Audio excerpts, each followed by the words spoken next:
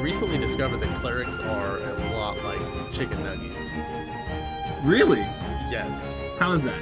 They come in all different shapes and sizes, nuggies do, you know? And clerics worship all different kinds of gods, so really, their similarities are their differences.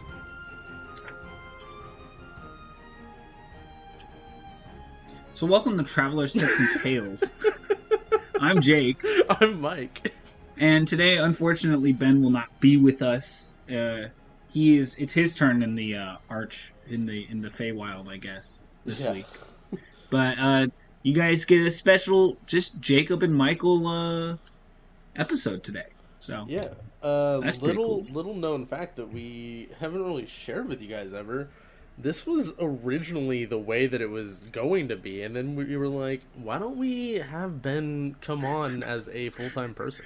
You know, like the guy who loves all the lore, so he covers that part, which neither me nor Michael have ever paid attention to, really. Yeah. And then also, like, I don't know, it's just like he knows a lot of rules. Like, I know a lot of the rules, but if there's a rule that I don't know, Ben probably knows it because, you know, he's used to being the DM, so... Yeah, if the rule's not to in the know 'em all. PHB, then Jacob doesn't know it. Yeah. We rely on Ben. All those optional rules from the DMG, ew, gross. Who would ever use a Dungeon Master's Guide? Why use that when you could just wing it? That's why I just use Homebrew. Ironically, that's what Ben does. We never knew, though. Yup. So, anyways, today we're going to talk about clerics. Yeah. I like clerics. Clerics are fun. They're one of my favorite spellcasters, actually. Except for when they're killing you. Except for when they're killing me and making it so that the people that I'm trying to kill are not dying as fast. That also upsets me. But clerics use wisdom a lot. Wisdom is definitely their main used attribute. Do you want to go into why that is, Michael? Yeah, so wisdom is the spellcasting ability for clerics. So if you need to make a spell attack, such as with your spiritual weapon, or if you need to make somebody make a saving throw against the spell that you're casting, that's going against the proficiency plus your wisdom plus 10. So wisdom is the heart and soul of your spells, and on top of that, your wisdom modifier is going to determine how many spells you can prepare each day. Yeah, so it's a big part. It's very important. But so yeah, that's pretty interesting. But let's go on to our unique features that we have to cover. Right? Indeed. So one big thing for the clerics that we get is we get a channel divinity, and basically that is you start with 2 channel divinities when you get it. You start out with turn undead, and then you also get another one from your subclass, and you get this at first level, which is pretty crazy. Or no, at second level you get it. Yeah. And so basically, the turn undead one. We'll cover all the other ones from your domain later when we cover all the domains. But turn undead, basically how it works is that within 30 feet of you, all undead creatures have to make a saving throw, a wisdom saving throw, and if they fail, then they have to run away from you for 1 whole minute, unless they're attacked or, you know, whatever like that. Or unless they're attacked, the attack roll is made against them, or they have to make another saving throw, then they'll stop fearing you. But otherwise, they run away from you, pretty much. Yeah. So if you're getting swarmed, it's pretty nice. Can save your skin a couple times. Oh yeah. Yeah, and then at 5th level, you can start destroying the undead rather than turning them, which can be very helpful. Because why make them run when they can just die? And basically, you just instantly destroy undead of a certain CR or lower, and the CR gets higher as you get higher in levels of cleric. So a 5th level cleric, it's a half CR or lower. 8th level, you get to 1 CR or lower. 11th, 2 CR or lower. Like, this is most of the undead by now. Because they're normally used to just, like, swarm you. So all of a sudden now you're pretty much just anything that would have turned before is now just kaput. Yeah, a lot of the time the undead you're facing, as far as like big swarms, are going to be CR1 or lower. Yeah. And then another big thing that clerics get, which is pretty crazy, is divine intervention. Yeah, and you get divine intervention at 10th level as a cleric, and I'm just going to go ahead and read this description to you guys real quick. Beginning at 10th level, you can call on your deity to intervene on your behalf when your need is great. Imploring your deity's aid requires you to use your action. Describe the assistance you seek and roll a percentile die. If you roll a number equal to or lower than your cleric level, your deity intervenes. The DM chooses the nature of the intervention. The effect of any cleric spell or cleric domain spell would be appropriate. If your deity intervenes, you can't use this feature again for 7 days. Otherwise, you can use it again after you finish a long rest. And at 20th level, your call for intervention succeeds automatically without any roll being required. So that is so good. Yeah. So once you hit 10th level, you have this ability to ask your deity to come in and help you. And all you have to do, if you're 10th level, roll 10 or lower on the percentile. And that is fantastic. It is very slim. It's slim, but I mean, it's always nice to just have a Hail Mary in your back pocket. Because, like, think about it. You could be a bunch of third level party, right? You're a third level party. Like, your party mates are just now, like, getting into their subclasses, you know, and you're just like, oh, wait, no, you're at 10th level, right? Yeah, because you don't get it till 10th. Yeah. But, you know, like, you know, all your party, you know, you guys are, like, so, like, your tanks are getting above 100 hit points, you know, like your spellcasters are hovering around like probably 70 or so. You know, everyone's doing their best. All of a sudden, you know, you guys are kind of like getting swarmed by whatever, and you're just like, screw it, let's go for it. Hail Mary, channel divinity, or no, not channel divinity, divine intervention.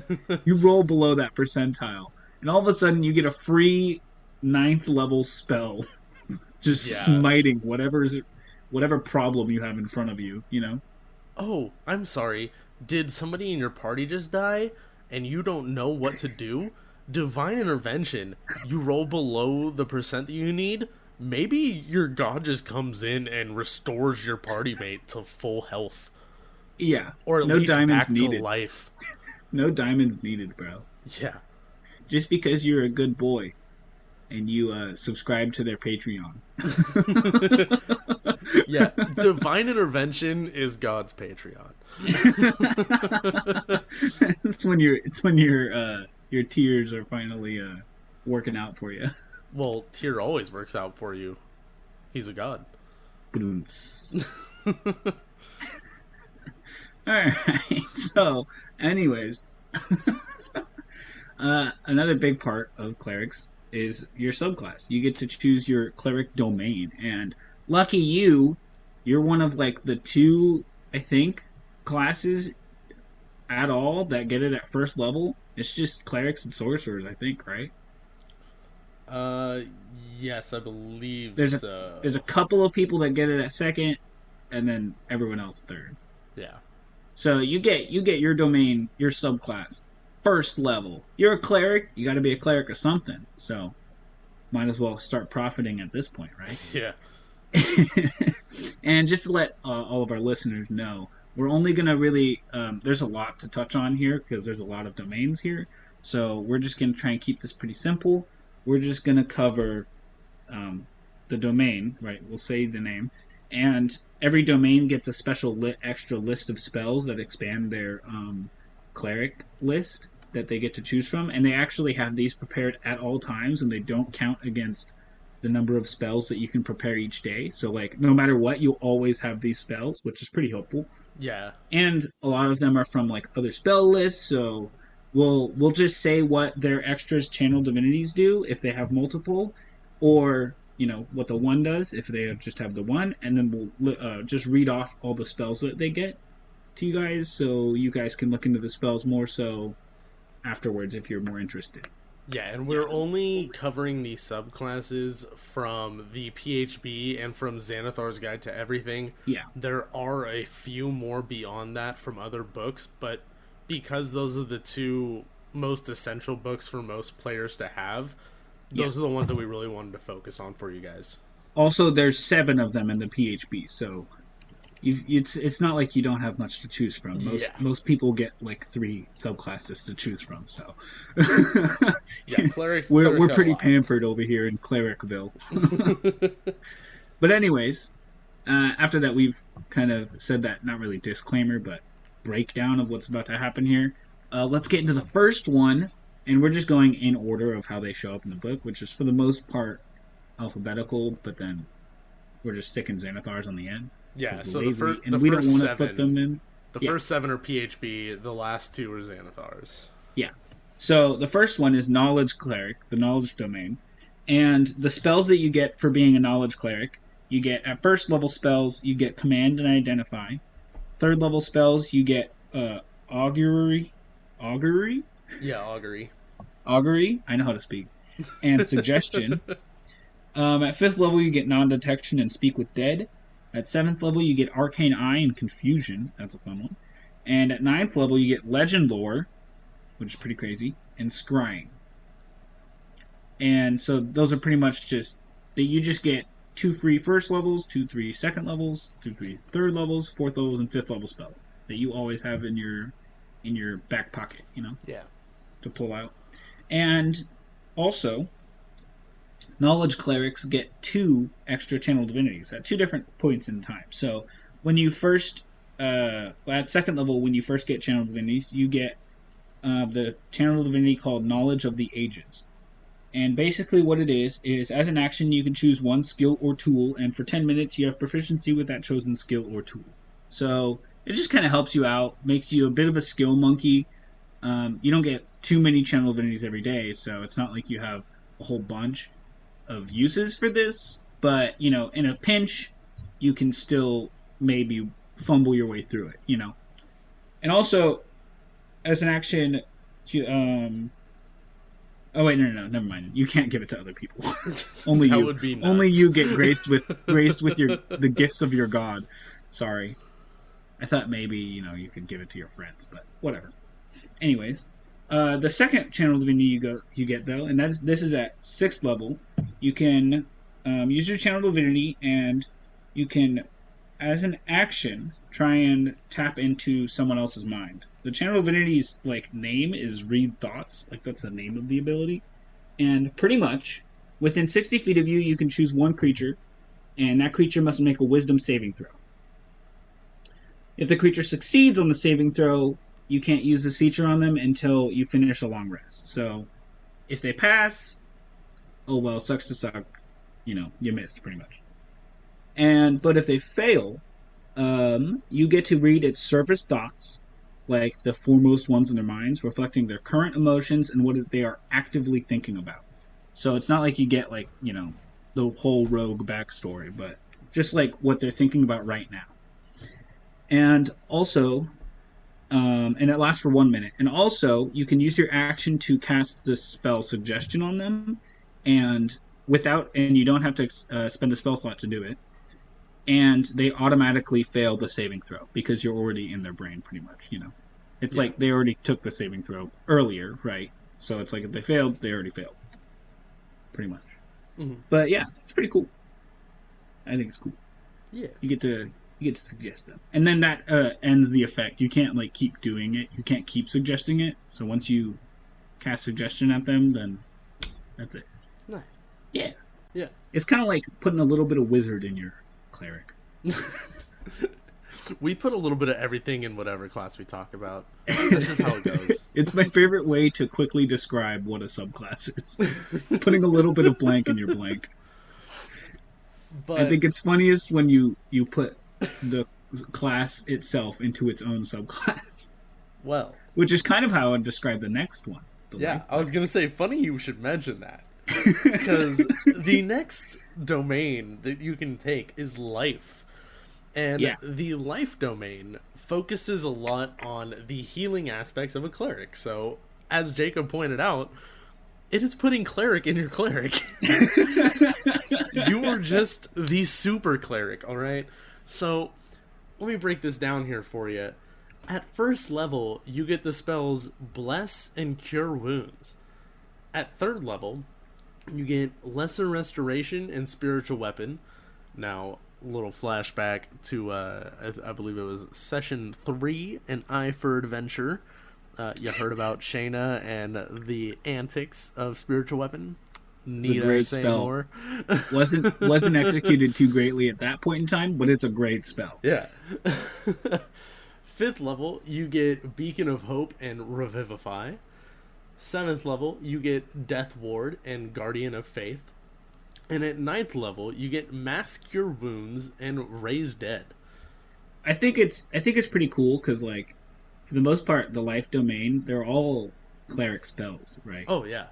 But you get the added bonus of, so it's not like you get any extra spells from like other places, but you're so good at, like, you have so much more room to work with because you don't have to spend any of your slots per day to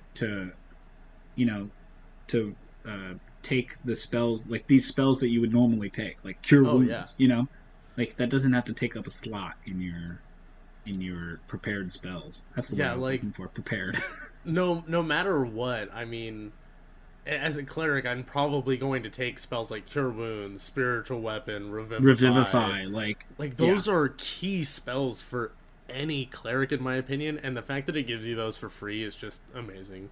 And now you have so much more room to prepare whatever the heck you want. Yeah. Elsewhere, Yeah. So the channel divinity for the life cleric is called Preserve Life, because cleric. Put some cleric in your cleric. Starting at second level, you can use your channel divinity to heal the badly injured. As an action, you present your holy symbol, which for most clerics, that's going to be your spell casting focus, is your holy symbol, because why would you use anything else? Yeah. And you present your holy symbol and evoke healing energy that can restore a number of hit points equal to 5 times your cleric level. Choose any creatures within 30 feet of you and divide the hit points among them. This feature can restore a creature to no more than half of its hit point maximum. You can't use this feature on an undead or a construct. So, right off the bat, you're getting this at second level, and that would mean that you can heal up to 10 hit points by using this. And you can divide that up among as many creatures as you want to within 30 feet of you. The only thing is, it has to be healing them to below half their maximum hit points. Michael, let me pitch a scenario to you. Yeah. You are a cleric. You're a light cleric. A life cleric. Yeah. You are a part of a party of 11. Yeah. They're all frontline fighters. You're all second level. Yeah. You guys get absolutely destroyed in combat. Yeah. You're the only one left. Everyone else is unconscious and making death saving throws. You use your channel divinity. You give everyone 1 hit point. Yeah. You know what I say in that situation right before using my channel divinity? What? Oh, no, you don't.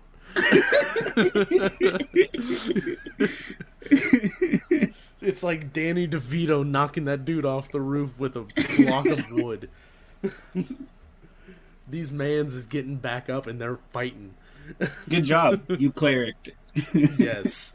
You brought everyone massively. back to their final moments. But yeah, so that's it for life cleric as far as what we're going into. I mean, it's fair to say that all these other clerics that were, like, all these clerics that we're talking about, all these domains, they have a bunch of other cool abilities that we're just not going to touch on because there's so many of them. Yeah, I probably could have talked for another 5 minutes. Yeah, if the channel divinity is enough to, like, catch your attention, then you should look more into them and see if you want to play it. Yeah, the channel divinity is going to give you a good sense of what that subclass is all about. Yeah. But I mean, keep in mind, all these clerics get an ability that's not a channel divinity because you don't have it yet at first level. So yeah, all of them kind of have this extra stuff. pretty much. But moving on to the next domain, the light domain, which is one of my favorite domains because, why not? So before I said with the knowledge domain, it's kind of like putting a little bit of wizard in your cleric, right? And when I said that, I meant a specific kind of build of wizard, right? Right? Like the utility wizard, Oh, yeah. If you ask me, the light cleric is kind of like putting a little bit of wizard in your cleric, but it's the other kind of wizard. the arsonist wizard. The wizard that likes to use fireball. Yeah, it's that other type of wizard that casts fireball no matter how many party mates are in the radius. So starting at first level, you get a couple extra spells. You get Burning Hands and Fairy Fire. For second level spells, you get Flaming Sphere and Scorching Ray, also 2 really good spells. Third level spells, you get Daylight and Fireball, that classic Fireball. At fourth level, you get 4th level spell slots at 7th level though, so you get Guardian of Faith and Wall of Fire, pretty interesting one. And for 5th level spells, you get Flame Strike and Scrying. It's pretty good. Nice. It's pretty good if you ask me. It's very helpful. Notice how there's fire. Yeah, lots of fire. The heat is on, baby. Someone needs to stop us. And also, when you get your Channel Divinity, you get a special Channel Divinity just for you. Basically, you can use your Channel Divinity, and you banish darkness, dealing radiant damage to your foes. That's literally what it says in the book. I'm not kidding you. As an action, you present your holy symbol, and any magical darkness within 30 feet of you is dispelled. Also, any hostile creature within 30 feet of you must make a con saving throw, and if they fail, they take 2d10 plus your cleric level radiant damage. Ooh. And That's the creature who is behind total cover is immune from this, but that's not important. Who cares? You know how rare that is? Trying to Debbie down my light cleric. Screw you. I see your little finger, pinky toe peeking out behind that cover. Take the damage. May you be smitten by the sun. Rah! Yeah, that's pretty much it about the light cleric, but I actually really love the light cleric. I have a light cleric. We're going to talk about him later in this episode, but it's pretty fun. I like just not giving an F and just absolutely destroying everything on the battlefield. So this next domain, you all know about my boy Landers and the wholesome druid that he is. Well, this is what he would choose if he were a cleric, because this is the nature side of cleric, alright? This is putting druid inside of your cleric. Just a little bit of druid in your cleric. At first level, you get animal friendship and speak with animals. You get to interact with animals and possibly even get a pet. Who knows, man? It's dope. It's cool. At third level, you get bark skin and spike growth. Pretty good spells. Yeah. At 5th level, you get plant growth and wind wall. At 7th level, you get dominate beast and grasping vine. And at 9th level, you get insect plague and tree stride. That's a fun one. Insect plague. Who else uses insect plague? Landers. Don't you want to be like Landers? Be more like Landers. Be a nature cleric. If you already have a druid in your party, be a nature cleric. It's fun. And then the channel divinity that you get for a nature cleric is called Channel Divinity Charm Animals and Plants. And this... All right.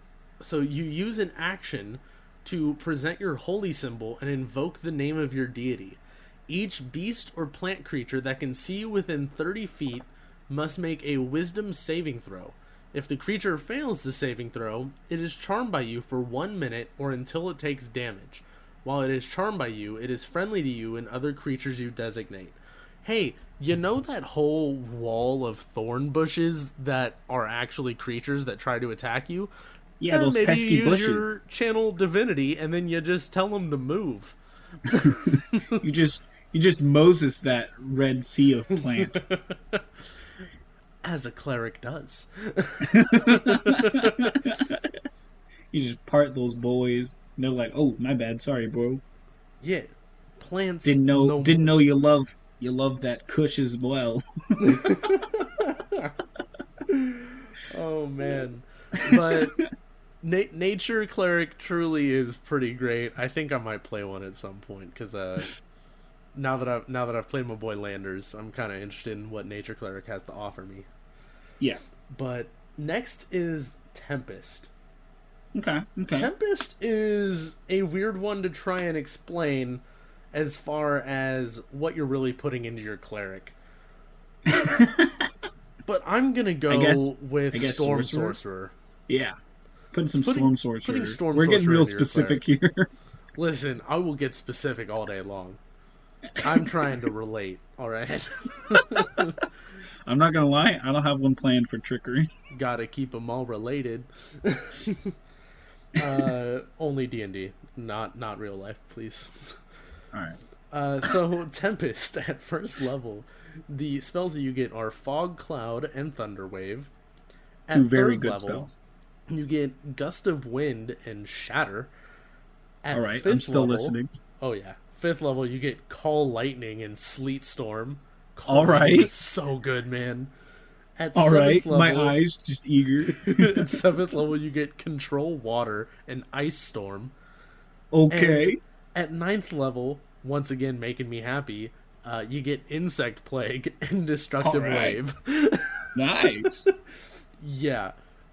Insect Plague, I use you all day long. Swarm 'em, boys. The channel divinity for Tempest is called Destructive Wrath, and you can use your channel divinity to wield the power of the storm with unchecked ferocity. When you roll lightning or thunder damage, you can use your channel divinity to deal max damage instead of rolling. Oh my gosh. Wow. That is fantastic. Imagine just Call Lightning someone. Do you get Call Lightning? You do get Call Lightning. You do get Call Lightning. And I know we said that we weren't going to go over the other abilities, but because of that channel divinity, I want to just go over this first level ability real quick. It's called Wrath of the Storm, and when a creature within 5 feet of you that you can see hits you with an attack, you can use your reaction to make them make a dexterity saving throw. And on a failed save, they take the full damage. On a successful one, they take half the damage, but it's 2d8 lightning or thunder damage. So if they failed the saving throw and you use your channel divinity at 2nd level on that, that's 16 lightning or thunder damage that they're just taking. And that's not on your turn. That's on their turn. Yeah, that's your reaction. That's like, hey, pretty good. Don't hit me, boy. Wait. What's the one spell where lightning, it's a lightning spell and it like bounces off of other people to other people? I can't remember which one it is. Chain lightning. Too bad they don't get chain lightning, because that would be absurd. But you get Thunder Wave. Thunder Wave, yeah. But chain lightning. Imagine chain lightning with that. Oh yeah. It'd be fantastic. Gosh. Max damage? Oh my gosh, dude. What? But yeah, Tempest is also really good. I might make a Tempest cleric at some point. Oh man. That's crazy. Yeah. Anyways, moving on. You get the Trickery domain. And for the first level spells, you get Charm Person and Disguise Self. Very useful. For second level spells, you get Mirror Image and Pass Without a Trace. I like both of those spells a lot. Those are really good spells. Loki? At third level spells, yeah. I said Loki? Where? Also, at third level spells, you get Blink and Dispel Magic. For fourth level spells, you get Polymorph, everyone's favorite, and Dimension Door, another really good spell. And at fifth level, you get Dominate Person and Modify Memory, which can be pretty crazy. Nice. Depending on how you use them. And the channel divinities that you get 2 of them, one at 2nd and one at 6th. levels. The first one is Invoke Duplicity, and basically, as an action, you can make an illusion of yourself that lasts for a minute. It counts as if you were concentrating on a spell, though, so you can't cast any spells that need concentration if you're doing this, which is kind of lame, but you know, you get some and you lose some. Yeah. But within 30 feet of you, you can make your illusory self, and you can cast spells through them pretty much. You can move them. You're like tricking people on whether that's you or it's not you, pretty much. And if like you and your illusion are both attacking or within 5 feet of the same person, then you get advantage on them because the fake you is like, I don't know, making googly eyes at them or something. So you straight up get pack tactics. Pretty much, kind of, yeah. And you can move them around with your bonus action on later turns. As long as they stay within 120 feet of you, they have a speed of like 30 feet pretty much, but it takes your bonus action to move them. You can cast your spells through them. It's pretty neat. It's pretty neat. Now, and also at 6th level, sorry. Here's the thing with that though. If you're both within 5 feet of the enemy on opposite sides and you're technically flanking, you have advantage, and using our flanking rules, you also have a +2. Now, I don't think so. No, I don't think so. No? I don't think it works like that, no. Because they're not a creature. I would rule that it works because they're being perceived as it could be you, it could not be you. So they have to divide their attention. Yeah. No. I wouldn't say so. Because they're not a creature. It's whenever another creature is, That's my ruling on it, though. Anyways, moving on. At 6th level, you get the Channel Divinity Cloak of Shadows. And pretty much, you can use your action to basically cast invisibility on yourself. That's pretty much it, for the most part. Yeah, but it's real short. I'll literally just read it from the book for you guys. Starting at 6th level, you can use your Channel Divinity to vanish. As an action, you become invisible until the end of your next turn. You become visible if you attack or cast a spell. It's pretty much just as you just cast invisibility on yourself. Nice. Except it's shortened. It's not for a full minute. Nice. But yeah, that's pretty much it for trickery. Well, there's more to it, but that's all we'll cover for today. Yeah, so the next one that we're going to cover here, and this is the last one from the PHB. Yep. This is the War Cleric.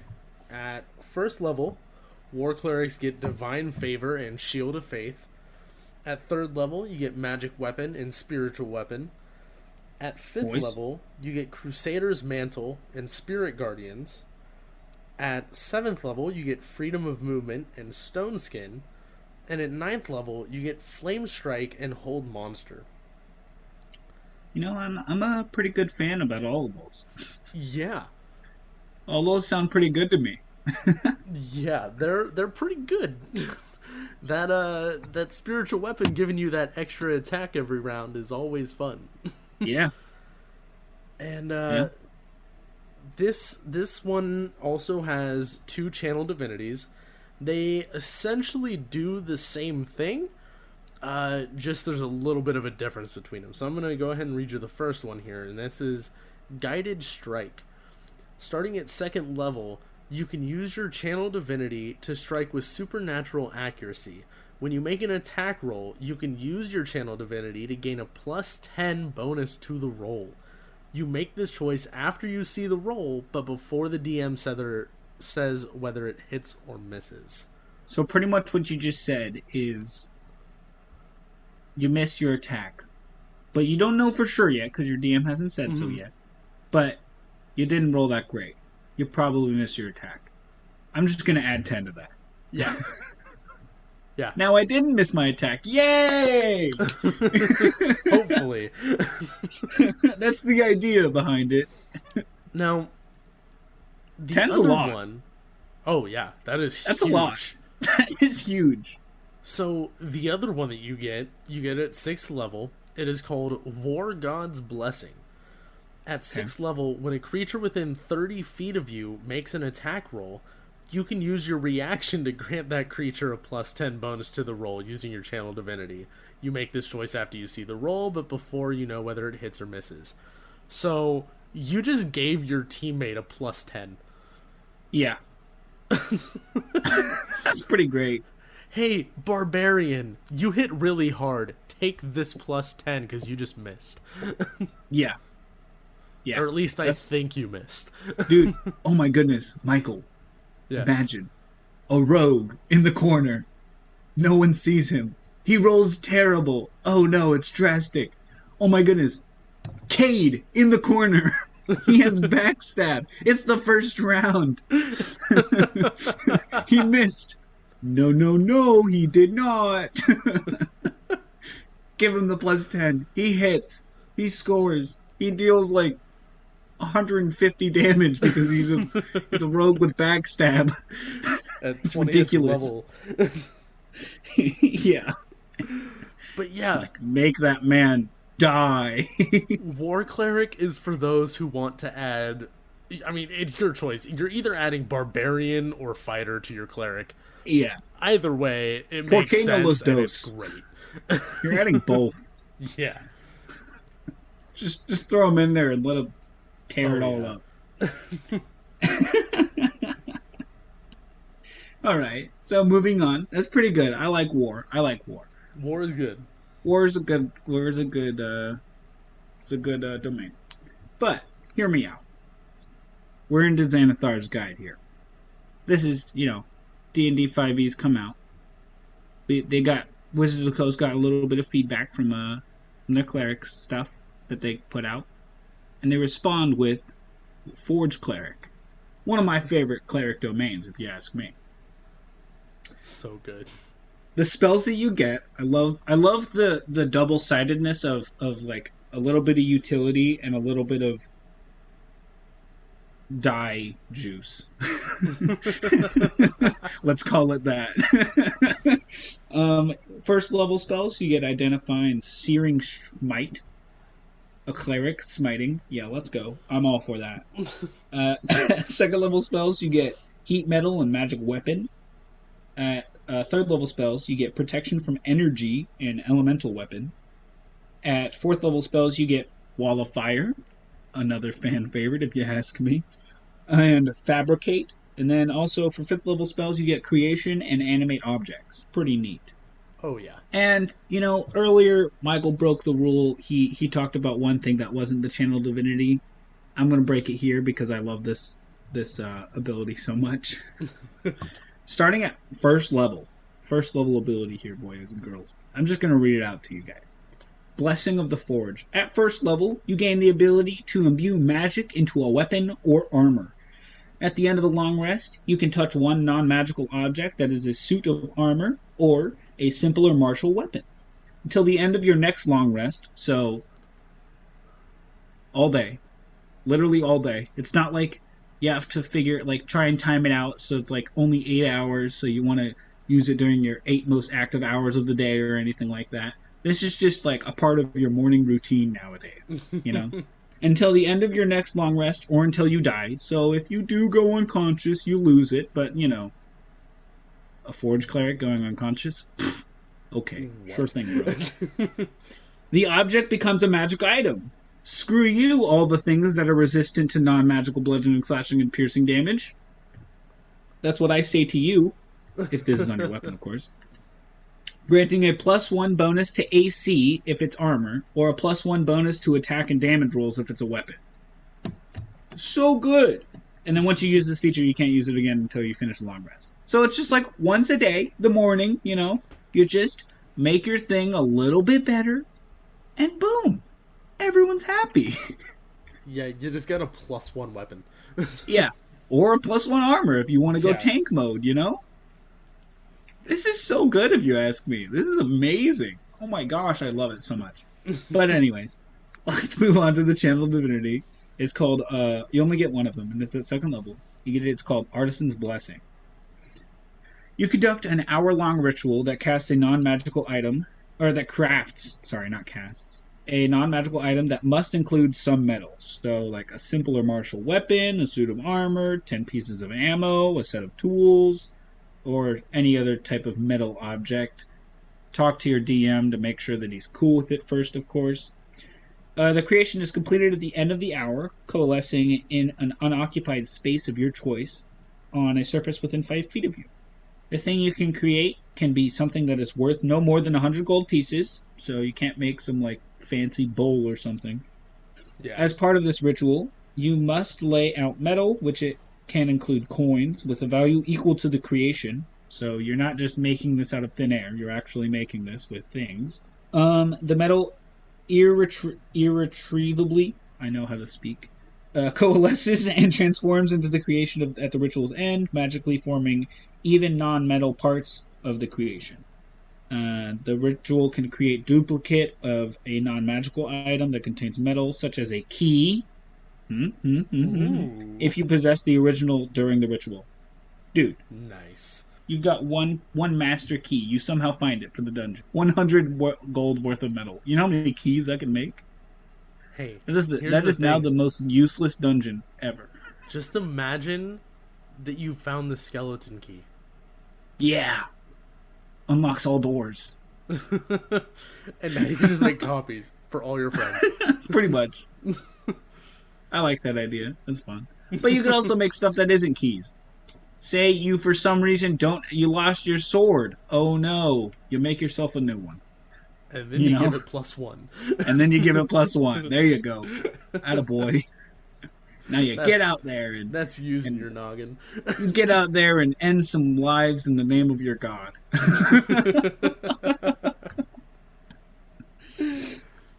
Oh, man. Anyways, continue on to the Grave Cleric, please. Yeah, that's it for Forge. So our last cleric domain that we're going to go over today is Grave. So Grave domain, at first level, you get Bane and False Life. At 3rd level, you get Gentle Repose and Ray of Enfeeblement. At 5th level, you get Revivify and Vampiric Touch. At 7th level, you get Blight and Death Ward. And at 9th level, you get Anti-Life Shell and Raise Dead. Good If you ask me, another very well executed balance of utility and damaging things. Yeah. Pretty even solid. way more so than the Forge Cleric, even, I would argue. There's a lot more utility in this than the Forge gets. Yeah. So, your channel divinity that you get is called Path to the Grave. Now, this is one of my favorite channel divinities. Mm-hmm. As an action, you choose one creature you can see within 30 feet of you, cursing it until the end of your next turn. The next time you or an ally of yours hits the cursed creature with an attack, the creature has vulnerability to all of that attack's damage, and then the curse ends. Dude. If that next hit is a natural 20... Dude. From a barbarian or a fighter... Dude. Yeah. Oh. So... my god. Just to explain to you guys what that means, because it is terms that maybe new players don't know. If you deal 10 damage to something, and the creature is vulnerable to that damage, you just dealt 20 damage. So if you have a high-level rogue or barbarian, right?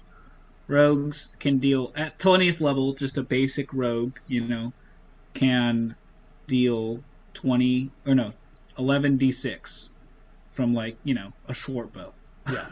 What have you. By whatever means. 10d6 plus whatever, and that's on a normal hit. So, adding on top of that it's vulnerable can be ridiculous. my rogue in specific, if he crits on the first round of combat, he does 33d6, which is ridiculous. Now, absolutely broken. I took a feat from a homebrew book, but take 2 levels of that rogue and give it to this cleric so you can get that ability, or just hope that another cleric in your party has it. Yeah, but so good. Good. You can just do it for yourself. That's so great. Oh yeah. But that's just ridiculous. Also, Michael, did you look at the ability right after that? The 6th level ability? It's also pretty good. I did not. I'm gonna go ahead and read it for you guys because I'm reading it here right now for the very first time. It's pretty good. At 6th level, you gain the ability to impede death's progress. As a reaction, when you or a creature you can see within 30 feet of you suffers a critical hit, you can turn that hit into a normal hit. Any effects triggered by a critical hit are cancelled. You can use this feature a number of times equal to your wisdom modifier, and you regain all expended uses when you finish a long rest. Nice! What? Oh, I'm sorry. You just critical hit me? No, you didn't. Or my teammate? Or my homie? How dare you touch my squishy wizard/sorcerer? I refuse. I say no thank you. My god says you're stinky. Good day, so sir. You don't. You get to deal normal basic boy damage this turn. But Loser. yeah, that is it for the subclasses that we're covering. That's pretty great. I love it. Those are pretty good. Yeah. Please, really good. if any of those interested you, take a deeper look more look into at it because they're all of them good. have extra things to look at. All of them have more abilities that you get. They're all really cool. Yeah, they're fantastic. Yeah.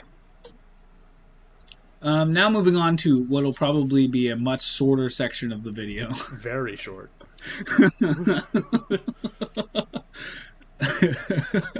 How to role play a cleric. Michael, what are your thoughts on what to do when you're a cleric? How to do it role playing wise? Yeah, so for me, pretty much the only clerics that I've played have been focused on healing, and I really think that is the integral part of a cleric and their role on the team. So for me, honestly, is like cliche as it sounds, be the healer. Like, yeah, that's your primary role. So it's your role in the party. You know, make sure you fill it, kind of a deal. You know. Yeah, even when you you're don't, something you don't have like to a worry forge about cleric, being. like... Yeah, you don't have to worry about being a damage dealer. You just make sure that everyone's topped off. Yeah, you know, everyone's feeling good. Give the love, you know. Yeah, that's what your God blessed you for. I like that idea. It's always nice to just have, you know, you don't got to do something crazy. Yeah. But hear me out. This is where all of my suggestion is thrown out. My suggestion is to say, screw that. Try and bend those words a little bit, you know? Why be a healer specifically when you could be a whole bunch of other stuff? Yeah. All I'm saying is that look at your cleric, your god that you choose, right? Because everything you are as a cleric is pretty much based off of what god you choose, correct? Yeah, if you abandon your god as a cleric, you lose your powers. Pretty much, yeah. I mean, you gotta keep the fanboy letters going, you know. Yeah. You know, you gotta keep your subscription, and then if you stop your subscription, you lose the benefits. You feel me? Yeah. But anyways, try and take what they like stand by. You know, when you look in the PHB in the back of it, and you're like looking at your cleric, and like you see like what they mean to people and stuff. Maybe look at it from another angle. See if it could be looked at in a different kind of a meaning, you know? Maybe it's not as much about healing, but more as healing the good guys, but more as hurting the bad guys, you know? That's all I'm saying. You know, clerics don't have to be the healer, you know, that could just be the side job, you know, the side hustle. You might be here for, you know, I'm not just saying as a big damage dealer, but you could try and be a very utility based thing, you know? Like, why heal when you can make everyone, you know, you can bless people or bane the enemies, you know, make them you know, fail more saving throws, or your friends succeed more saving throws. Yeah. That's all I'm saying, you know, just kind of take what the god stands for and look at it from a different angle. Because at the end of the day, you still have to, you know, fight for your god. Yeah. You make them unhappy, might not be doing too hot. Anyways, moving on to Ben's low magical item corner. Ben, Oh man. So in Ben's absence, me and Michael have done our best. Yeah, we did some sleuthing around. A little bit, I will admit. We probably could have done a little bit more sleuthing. But this is what we've got. Yeah, I found a couple of things that I think will do really well. They're not necessarily initially thought of as cleric items, but I think that's what makes them pretty cool. Well, yeah, one of them is definitely more of a cleric item, but I think a cleric item is very vague. I mean, like a cleric can benefit from most items. I feel like no item. I don't look at a magical item and it just screams, "Give it to the holy man," you know? Like you guys have heard now how diverse clerics are. Yeah, they're all over the place. They could be whatever the heck you want. But that being said, the first item that I chose as a good low-level magic item for a cleric is the Dust of Disappearance. This is an uncommon, wondrous item, and what it is it's a small packet of powder that resembles very fine sand.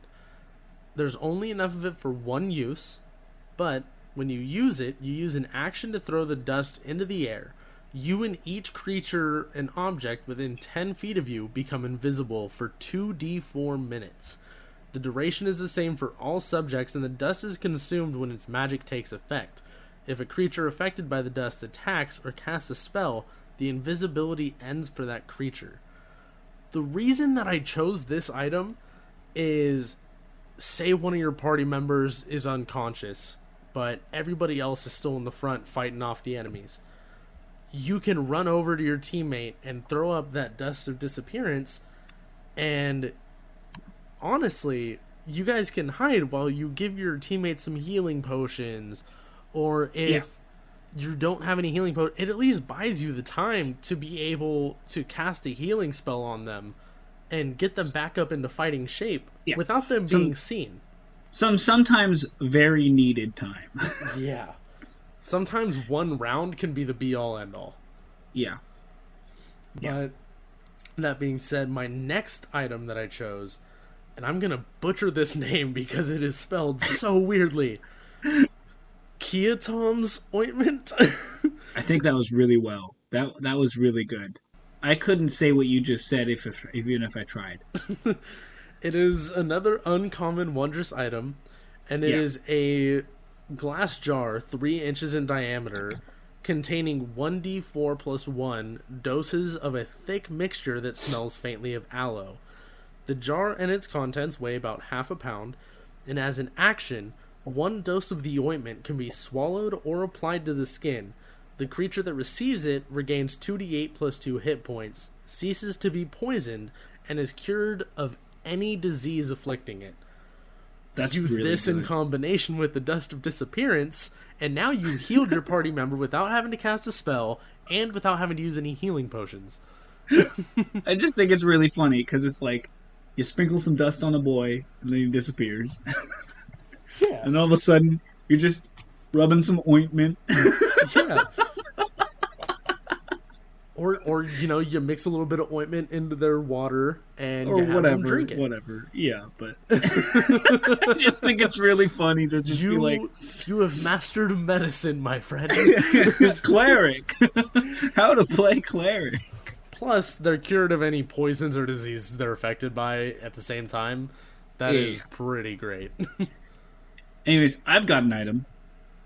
I'm trying to pull my weight here in the Ben category of magical items. What is this? Yeah, I've got an item.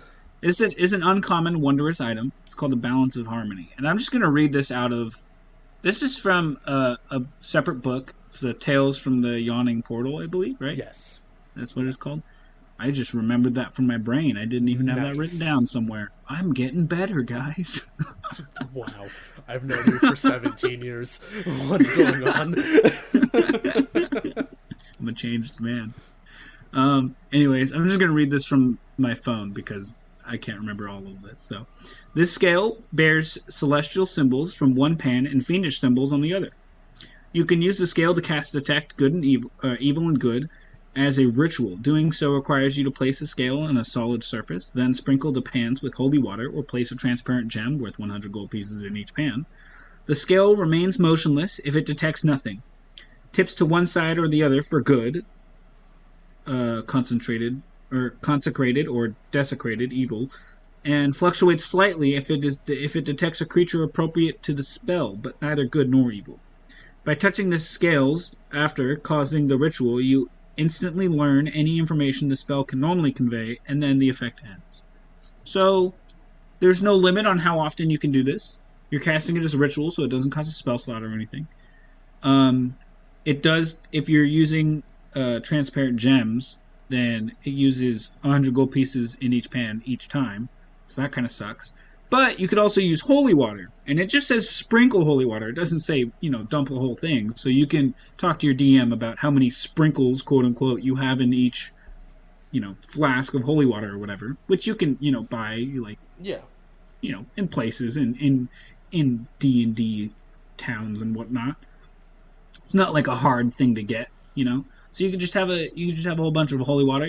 I just think it's really helpful to just have a thing that you could, you don't have to worry about preparing to detect good and evil all the time if you want to do such a thing. It could be very helpful in like certain instances, and I feel like this one does kind of scream cleric at you more so than the others, if you ask me. Ooh, an item screamed a class at you. Yeah, it was like cleric. Use me. There's some devils around you. I want to tell you about it. It's not sentient. It does not actually scream at you. I'm sorry if that was misinformed.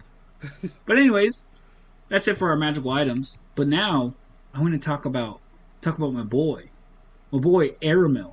Ooh, yeah. Aramil. He's from Ben's world. I'll say that much as a start. He is a light cleric, so he's got some of that fire in his eyes, And he comes from a town called Amusil, which lives in the desert in Ben's world, kind of near that Yazima place that we talked about that one time in the Shayna episode. I think we talked about Yazima a little bit there, right? Yeah, I think so. So he's from the desert. It's pretty great. So I just want to talk about this one thing real quick. This one specific instance. I have two stories I want to tell about Aramil that I think can portray his personality quite a bit. First off, how he became an adventurer. I think this is the best tie into how to make your stingy player who doesn't want to be an adventurer an adventurer. So he was a priest in Amusil, which is a very religious place that praises Pelor, the god of Pelor.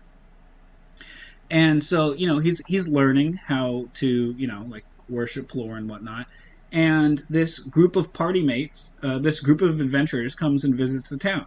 And this was really good for my cleric specifically because I came in like 2 or 3 sessions after everyone else in the party. And I came in because they needed a cleric. And Ben knows that I'm a pretty good player and I have a lot of free time. So he was like, hey, can you play in this game? And I was like, yeah. He's like, can you play a cleric? And I was like, yeah, I'll work something out. Yada, yada, yada, whatever. Here we are.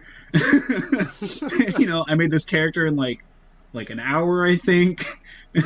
And so, yeah, whatnot. But so these party members come into the town and Aramil is tasked with watching over them. Babysitting them pretty much while they're here. And so, to like lead them around, show them the place if they want to know more, whatnot. And so one of the party members goes, I want to go to the bar. And so Aramil takes them to the one singular bar in the village. This isn't like a big town or anything. This is just like a cozy place to settle down maybe. So he takes them there. The party gets hammered. Aramil doesn't, of course, because, he's watching over them, making sure they stay out of trouble. And then all of a sudden, they start picking a fight, right? And so Aramil's like not really like trying to get in the way real quick, they're just having a bar fight, whatever. They're getting a little scrappy. It's okay. It's not too crazy. One of them draws a sword. Aramil goes, oh no. This is literally the first session that Aramil's in with this party. I love it. It's so funny. And so, things lead to other things, and there ends up being a whole fight in the tavern, and Aramil spends each and every one of his turns healing. I wouldn't say comrades yet, but his babies that he's babysitting, if you will. And he doesn't use any offensive things, and so it gets a little out of hand, and eventually, because Aramil came in later, he came in at level 2 instead of level 1, so he already had his channel divinity. and so things got a little out of hand, and people were like unconscious, like dead, making death saving throws, and he lost his temper a little bit, and he used his channel divinity, and he wounded 2 people and killed 1 on accident, and so he kind of got in trouble with his teachers and whatnot, and he ended up being banished from the city. As one does. Along with all the other party members. None of them can step foot in Amusil anymore. Aramil can redeem himself if he brings an artifact of Pelor to them. So that's his goals, right? This I just think this is really good on Ben's part of just tying my character into the party, because now he's in the middle of the desert with no resources. He doesn't have rations or anything, He's just a priest. He's just got basic stuff, He has a sword, yeah, and that's it. He doesn't, he's pretty much broke and stranded and homeless, pretty much. And so, what's his only option? The knuckleheads that got him in this situation, and so now he's stuck with them. I think it's really funny, but I just think it's really funny because he doesn't really like the party that much, but he's still here. But anyways, yeah. I just think the story is hilarious, personally. But another instance I want to say, this will be real quick because I know we're running a bit late here. But there's this instance where we were trying to get the drop on this big bad.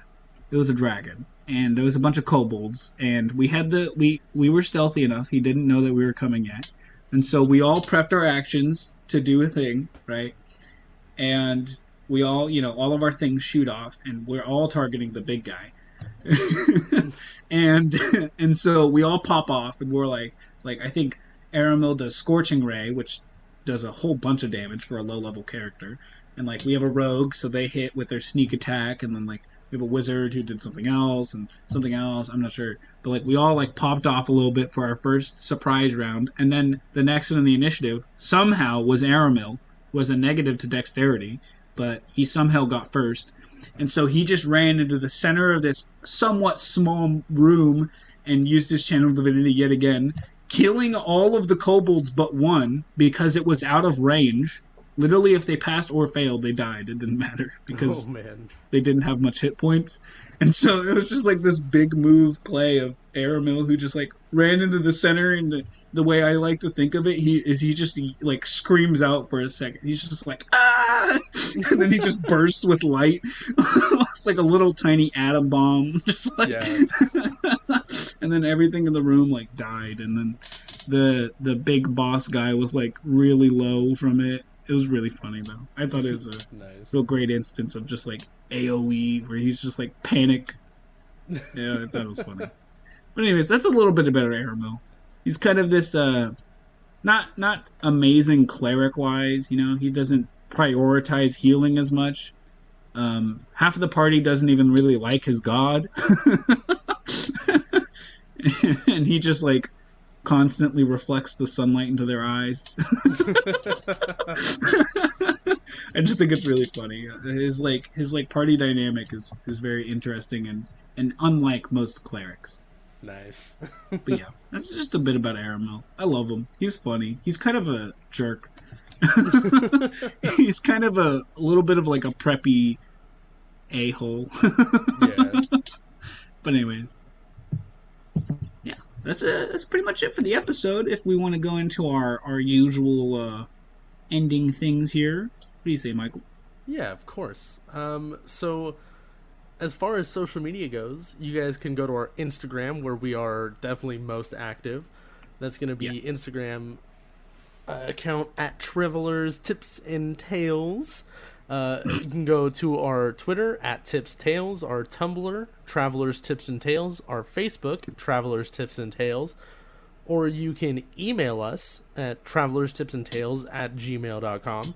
You can go to our YouTube, where we also post these episodes, and where we're planning on posting some more content in the future, Travelers Tips and Tales. Or you can go to our Patreon and go subscribe to Travelers Tips and Tales for bonus content. Yeah. And we just got another patron. Literally, the day that we're recording this, we got a new patron. And they're even a patron that's high enough tier that we get to shout them out. Ooh, which is great. So we would like to say thank you to our adventurer.